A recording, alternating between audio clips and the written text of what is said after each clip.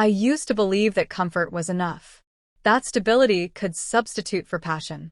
But somewhere along the quiet years, I realized how heavy emptiness can feel, even in a house full of warmth.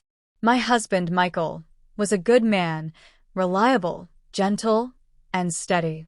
Every morning, he kissed my cheek before heading out the door.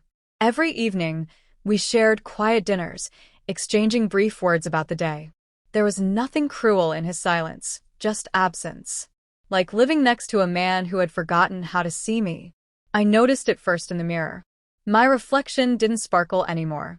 Lipsticks dried up in drawers, dresses gathered dust, heels sat untouched. Michael didn't notice the fading colors around me, how my laughter dimmed or how my smiles stretched just enough to look real. Then there was Ethan. He moved in 2 houses down, a single man with a crooked grin and eyes that lingered longer than they should have. It started innocently. Neighborly smiles, casual greetings, light-hearted jokes over mailboxes. But there was something sharp beneath his words, something that stirred forgotten parts of me. One afternoon, while watering the plants, I caught Ethan's gaze from across the fence. His eyes didn't slide past me like Michael's did. They stayed. They traced the curve of my neck, the dip of my waist, and when I looked away, I felt heat flush beneath my skin. It was wrong and I knew it, but it felt like breathing after being underwater for too long. I tried to dismiss it, telling myself it was nothing more than misplaced curiosity. But the next morning, I lingered a little longer in front of the mirror. I dabbed on a little color, fixed my hair, picked a dress that hadn't seen daylight in years. Michael barely glanced up from his phone. Throughout the week, the subtle moments with Ethan grew. Accidental brushes when reaching for the same garden tool, shared laughter that made my chest tighten, compliments that warmed me more than they should. I found myself listening for his car door, timing my walks when I knew he'd be outside, feeling a flutter I thought age had stolen from me. That evening, while clearing the dinner plates, Michael sat watching the news, completely unaware of the storm quietly building inside me. His casual indifference only made the forbidden excitement burn hotter. As I stood by the window, watching the shadows shift, I realized something had begun, a quiet, dangerous shift in my world. I was standing on the edge, and the wind was starting to push. And I didn't know if I wanted to resist. The first time Ethan crossed the threshold of my home, it was under the simplest pretense, a faulty light fixture in the hallway. Michael had promised for weeks to fix it, but, as with so many things lately, it remained neglected. When Ethan casually mentioned he was handy with tools, I invited him inside without hesitation, telling myself it was harmless, neighborly help. I watched from the hallway as he worked, his sleeves rolled up, veins taut against his forearms, movements confident and sure. The faint scent of his cologne drifted in the air, rich and masculine, so unlike the sterile scent of Michael's aftershave. My fingers curled around the kitchen counter, steadying myself against the unfamiliar pulse rising within me. We exchanged polite words, but beneath them, something unsaid simmered. His gaze lingered a little too long on my lips when I spoke, dipped a little too low when I turned away. I should have ignored it, but instead, I leaned into it, offering him lemonade, letting my fingers graze his as I handed him the glass. I told myself it was innocent until it wasn't. The hallway was narrow. Our shoulders brushed when I walked past. I didn't pull away, neither did he. The contact sparked something reckless, something that made my breath catch in my throat. After fixing the light, Ethan stood by the door, ready to leave, but neither of us moved. The silence stretched, thick and weighted. His hand rested casually against the doorframe, but his body leaned just enough to close the distance. I felt my heart thudding violently inside my chest. His voice dropped, low and warm. "Anything else you need help with?" The words sounded simple, but I heard everything in them. My cheeks flushed, and every nerve in my body screamed for caution. But my lips curled into a smile, softer, more inviting than I intended. I shook my head, whispered, "Not today," though part of me already imagined excuses to call him back. The door closed behind him, but the house didn't feel the same. Every room seemed to hum with unshed tension. My reflection caught my eye in the hallway mirror. Flushed cheeks, bright eyes, lips parted ever so slightly.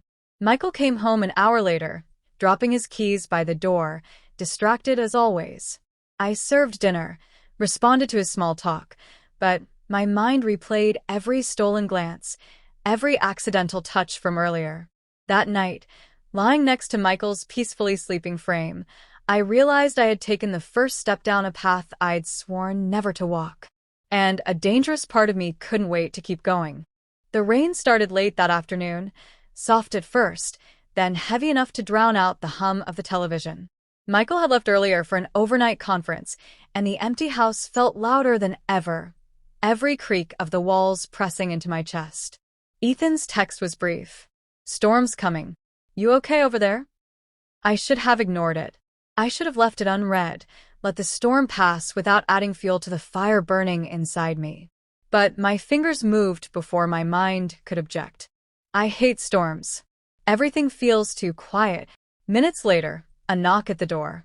No umbrella, rainwater glistening on his hair and shirt, his grin unbothered by the downpour. I stepped aside without a word, letting him cross the boundary once more. The house felt warmer, smaller with him inside. We stood in the kitchen, close enough to hear each other's breathing. His clothes clung to his skin, outlining every line, every muscle. I forced my gaze upward, pretending indifference, failing miserably. He asked if I had towels. I nodded, turning toward the hallway linen closet. I barely made it 3 steps before I felt him behind me, his presence unmistakable, heat radiating across the small space between us. I paused, heart hammering, fists tightening around the towel I grabbed. The air was thick, charged, as if the walls themselves were holding their breath. His hand touched my hip lightly, testing, almost waiting for me to pull away. I didn't. I couldn't. Instead, I leaned back slightly, feeling him step in, his chest flush against my back. My head dipped forward, a shudder rippling through me as his fingers traced slow circles along my waist. My mind shouted protests, reciting vase, picturing Michael's oblivious smile, but my body betrayed me, melting into Ethan's touch. His lips ghosted along my neck, breath hot and shaky, fingers pressing firmer, exploring the curves that had been forgotten too long. I turned to face him, our eyes locking, his filled with hunger, mine with a cocktail of guilt and desire. He didn't ask permission, and I didn't demand an explanation. Our mouths met in a collision of restraint breaking, the kiss deep, desperate, years of neglect unraveling in seconds. Everything after moved in blurs, hands tangled in hair, backs pressed against walls, soft gasps swallowed by lips searching for solace. He was behind me, strong, unrelenting, my breath hitching with every movement, every forbidden caress. And I let it happen. I let him press all the way into my body, into the cracks of my loneliness, into the spaces Michael no longer reached.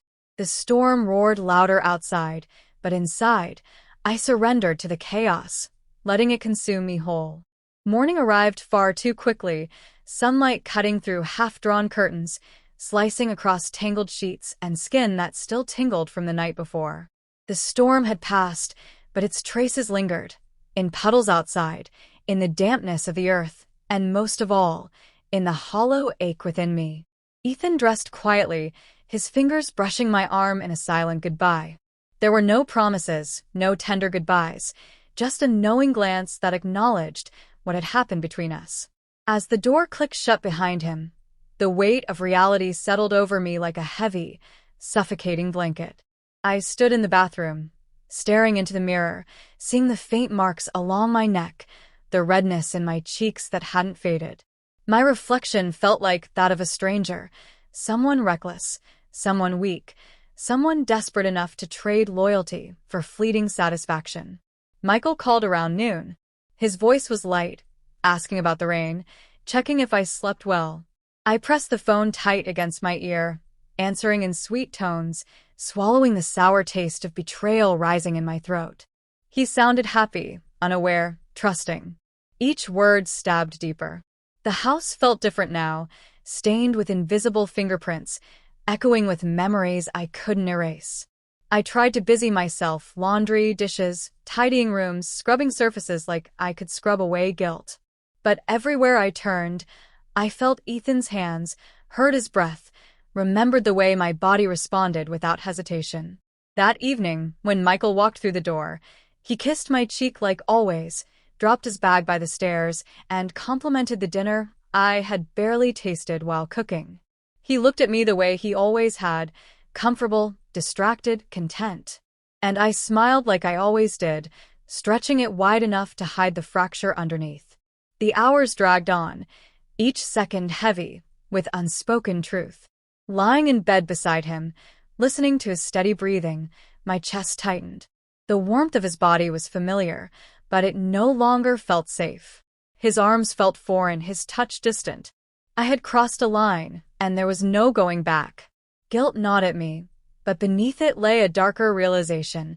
I didn't feel regret for the act, but for what it revealed.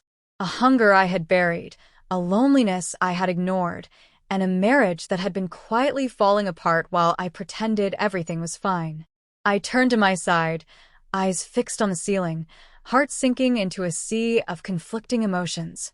I had let Ethan into my home, my body, and my soul's unspoken void. Now, as I lay beside my husband, I realized the damage couldn't be undone. I was no longer the woman he thought I was. And deep down, I wasn't sure I wanted to be.